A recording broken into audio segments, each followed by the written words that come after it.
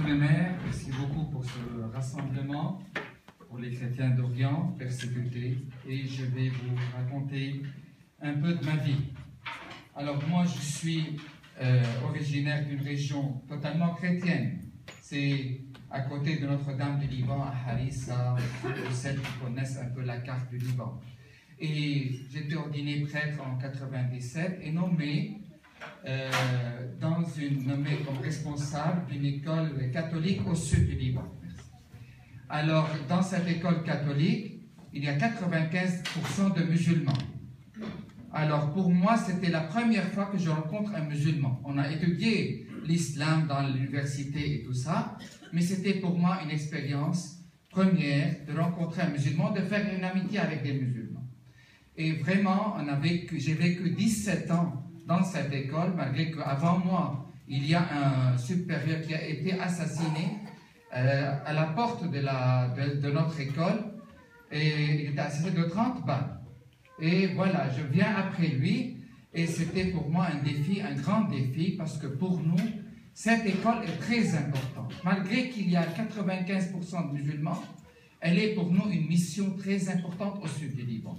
Et il n'y a pas seulement notre école qui s'appelle Kadmous au sud, il y a pas mal des écoles catholiques au Liban qui portent ce drapeau, cette mission extraordinaire de vivre ensemble et de dialoguer et vraiment de construire un Liban, comme a dit le Saint Pape Jean-Paul II, un Liban plus qu'un pays, un Liban message pour tout le monde, un message d'amour et de paix. Et voilà, en 2010, lorsque voilà l'hiver d'arabe, le printemps d'arabe, pour moi c'est l'hiver, vous voyez les fruits de cet hiver-là.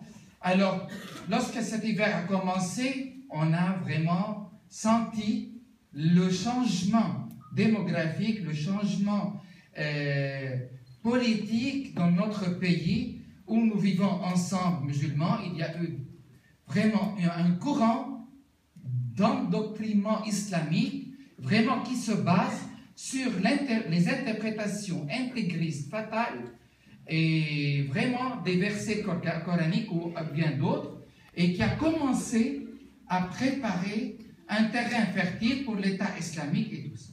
Et ça a changé beaucoup. Même dans la mentalité des chrétiens, ça a changé, ça a créé des conflits, de refus, ça a commencé à créer comme ça.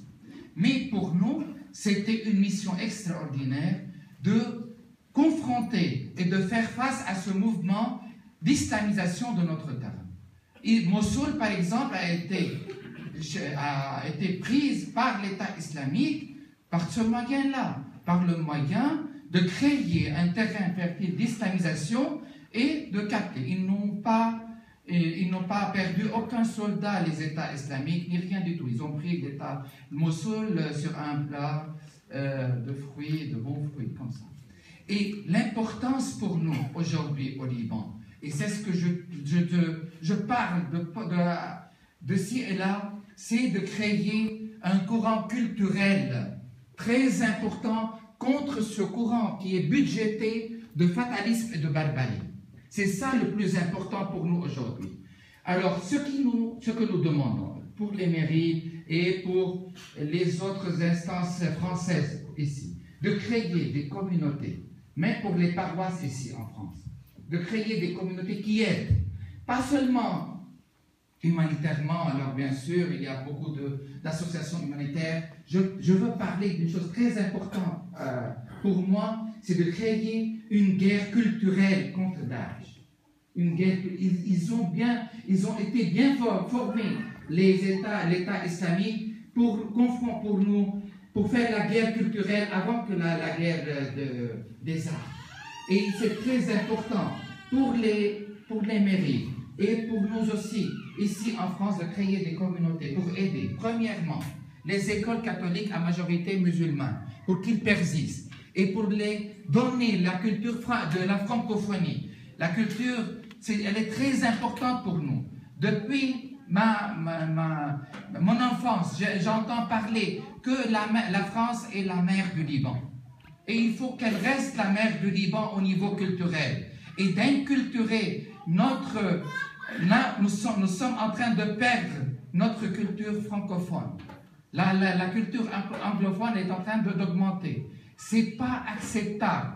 Notre pays est un pays francophone.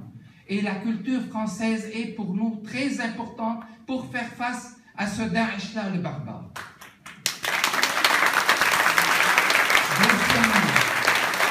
Deuxièmement, là aussi, d'aider les associations qui travaillent pour le dialogue interreligieux. Ils sont en train de faire un grand travail entre musulmans et chrétiens. Et c'est très important. Pour moi, j'ai des amis musulmans plus que chrétiens. J'étais 17 ans un prêtre des non-chrétiens, d'un prêtre des musulmans. Et ils me disent Abouna, c'est-à-dire mon père. Et j'ai des amis musulmans qui souhaitent être chez eux tout le temps, jour et nuit, parce qu'ils me considèrent le représentant de l'amour, le représentant de la paix. Et il y en a beaucoup de prêtres comme moi, et plus que moi, et mieux que moi aussi.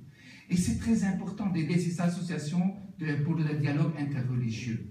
C'est très important. Et ça ne demande pas beaucoup de budget. Mais ça va faire beaucoup pour ne pas préparer un terrain fertile pour Daesh au Liban. Et si le Liban sera pris par Daesh, qui est bien menacé aujourd'hui, vraiment, je vous dis que le monde entier sera en danger. Et faites attention à l'endoctrinement islamique ici en France. Faites attention à ça.